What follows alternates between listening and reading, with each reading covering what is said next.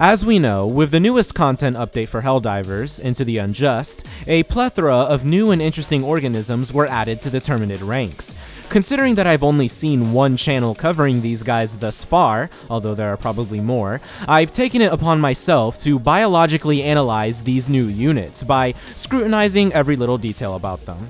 Also, at the end of this video, we're gonna have a little chat about the state of Helldivers, as you can probably tell. With that being said, let's get straight into the first part of the new bugs, the Rupture Strain.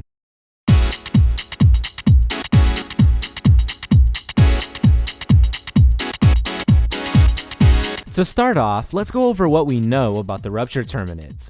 They are said to have lost the chitin layer that insulated them from solar radiation due to a gloom-induced mutation, which has caused them to prefer burrowing. Funnily enough, the definitely not biased Super Earth xenoentomologists say that this is a result of the Rupture Terminids being exposed to the light of liberty. It seems like this mutation is what ultimately led to the existence of the rampant caves in the Hive worlds, as it would be mutually beneficial for multiple Terminids with this mutation to congregate underground. Additionally, it would also be beneficial for these Terminids to cultivate hive lungs, as the more clouded and convoluted any given hive world's atmosphere is, the less solar radiation can kill Terminids. So basically, the new Terminids in the Into the Unjust update exist because of cancer. So, the first Terminid among the ranks of the Rupture Strain is the Rupture Warrior. One of the first things I notice about it, aside from the dome, are the claws. They are significantly larger than the claws on the original Warrior, most obviously for better digging. The same goes for the dome, which appears to have unique ridges that likely allow for the displacement of subterranean materials when tunneling. The reddish-gray coloration seems to be the result of the radiation, although it could also be some kind of camouflage or chemical reaction with the environment of the hive worlds. The Rupture Warrior's main functionality is, of course, burrowing. These warriors will naturally burrow into the ground and will either approach Helldivers while burrowing and attack them, or naturally remain underground and pursue Helldivers when they get close. Its functionality outside of combat is likely to develop Terminid caves on hive worlds. I would assume that these biological structures that we can see in the caves are the result of the Rupture Warriors doing something similar to many Earth wasps, mixing the surrounding organic materials with their own spit so as to create structures. The purpose of these structures, however, is a mystery to me, although they may just be natural byproducts of the cave-making process. Overall, this is a pretty standard Terminid, with only a few basic modifications to complete a certain task as optimally as possible. I find that this is in some way realistic. It's not an over-the-top mutation or anything, it's just a warrior well adapted for an alternative niche. And similar can be said for our next unit in the Rupture Strain, the Rupture Charger. The Rupture Charger is essentially a generic charger, with the only physical aspects changed being, of course, the dome-like head with the specialized ridges, and front legs which have similar structures. Behavior-wise, the Rupture Charger will act similarly to the Warrior, chasing Helldivers from underground and jumping out at them when close enough.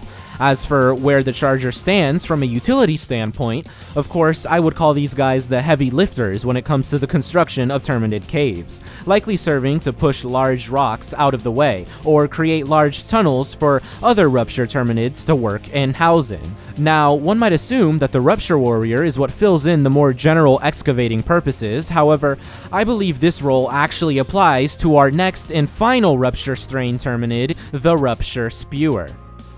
Now, I saved this Rupture Terminid for the last of the group because I believe it is the most interesting. For one, it has some interesting differences to the natural Bile Spewer. Its head has the same dome and ridges of the rest of the Rupture Strain, and it has an armor plate on the bottom of its bile sac to more smoothly traverse below the ground. Additionally, this specialized bile spewer seems to have a more potent spew of bile, which, according to, again, unbiased Super Earth xenoentomologists, comes from them eating their own dead. Of course, this is likely to be untrue, but it's possible. Now, as for what I find most interesting about this unit, it has been long since speculated that the bile caste of Terminids utilizes its bile secondarily to dig burrows and outposts. This unit all but confirms that. If this were a Terminid-wide mutation, we would be seeing Rupture Hunters or Stalkers, but the two specialized Terminids that would be the most optimal for excavations are the ones who have been afflicted by the mutation. It can be assumed that the Rupture Spewer is likely to be the backbone of what allows the caves on the Hive worlds to exist. While Chargers may be the excavators, and Warriors the bricklayers, the Rupture Spewers must be what dissolves and softens all of the subterranean materials blocking the way. And that just about wraps up the Rupture Strain. However, there are some more Terminids to cover, the first of those being the Dragonroach.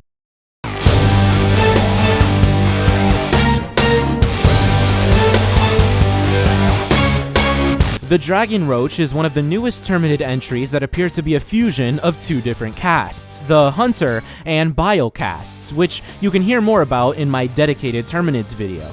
This monstrosity of a Terminid is likely to be the result of a mutation that caused the DNA of a Shrieker and a Bile Titan to be fused before birth.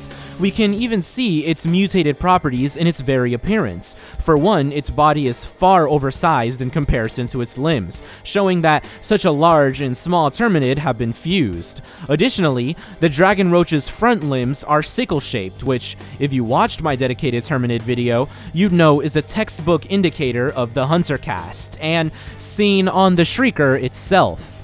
And just to note the dev's attention to detail, we see on its face that it has the same mouth structure as seen on the Bile cast, but the same mandibles as those seen on the Hunter cast. It has the same spikes that can be seen on the Shrieker's back, but the same plating as the Bile Titan's back. And while it has the same mouth structure as the Bile Titan, it has the same upper teeth of the Shrieker. I find it genuinely baffling that the devs put so much care into making it clear that this was a fusion of the two, but that's not the only thing interesting about the Roach. See, the spew of bile that the Bile Titan naturally spews has somehow become fire in this bug. There are probably a lot of theories around this, however, I would claim that this is the same spew of bile, but diluted. See, I would assume that the natural Bile Titan generates a very large amount of heat when spewing its bile. However, this heat may never become fire due to the liquid aspect of the bile quenching the fire before it can even occur. In the case of the Dragonroach, however, I believe that the bile has now become diluted, allowing it to generate far more heat than any other bile unit has been able to produce thus far. And of course, this unit won't burn itself because of its high velocity in the open air, putting out any fires that may occur on its body, if they even do occur at all. As for the next... Wait, it's not... Construct, what's going on?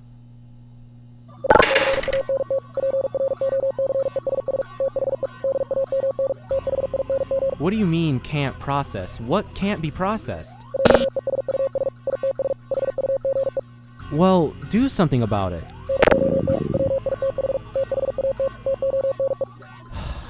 Please. Do we have any out-of-dimension footage of the thing?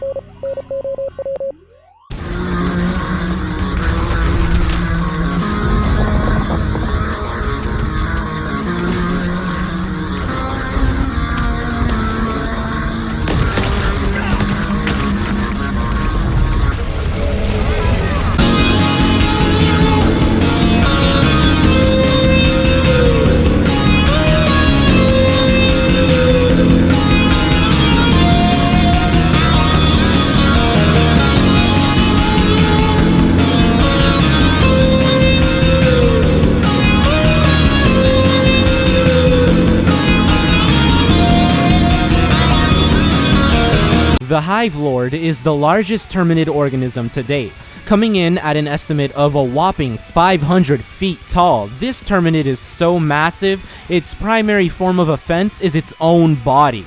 The worm will forcibly collapse onto any Helldiver who dares to approach its territory. But that's not all. If it cannot get within body slam range, it'll spew massive amounts of bile in what I assume to be about a 300 to 200 foot radius ahead of it. This thing doesn't really fit into any of the casts. It doesn't seem to be any kind of evolution, nor does it show any of the textbook features of each cast. My best guess, however, would be the bile cast, as a bile sac can be seen at the tail end of its body, but otherwise, I would actually presume that this is more likely to be a direct evolution of the original Hive Lord from Helldivers 1. We can see that through evolution, its mouth expanded in a way, where the part with all the teeth is now open, and the mandibles have been pushed backwards. This likely occurred so as to allow for the large-scale spitting of bile, something which it could do in the previous games, but at very limited capacity.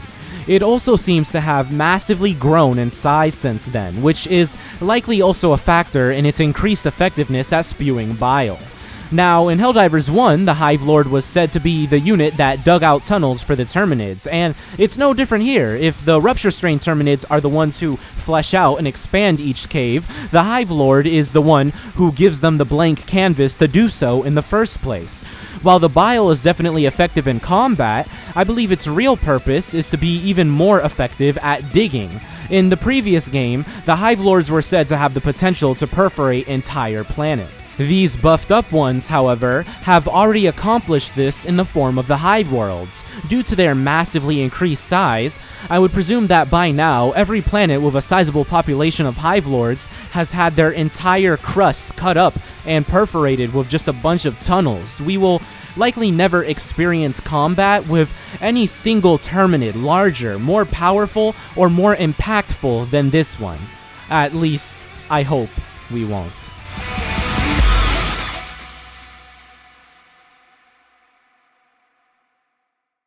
And so, that brings me to our conclusion. Hopefully we can continue to get more Terminid units like the ones added in the update, particularly ones like the last two that are fully new and unique. With that being said though, I think now's a good time to address the elephant in the room. If you've heard literally anything about Helldivers in the past few weeks, you'd know that there's been a lot of negative discourse around the game. You know, YouTubers quitting left and right, developers making bad decisions, but most importantly in my case at least, people's PCs dying. Now, I heard of the SSD that got wiped a while back, but I assumed that was a one-off case, but now I've heard of someone else whose CPU got fried, and countless people whose PCs are just hard locking whenever they open the game, just like that. Now, you can imagine how I felt about this situation after just purchasing a new PC. Now, yesterday a new patch was actually released, and it even reduced the file size a bit, from 150 to 134, but to anyone watching who may not know, I would advise you to be careful if you're planning on installing this game at the current time period. It has shown genuine potential to harm your hardware to the extent where you would have to go and spend real money to replace or repair it. With that out of the way, be on the lookout next week for my next large-scale video essay, coming out on Halloween Day itself.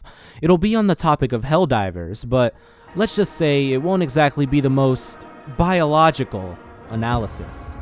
With that being said, thanks for watching, and goodbye.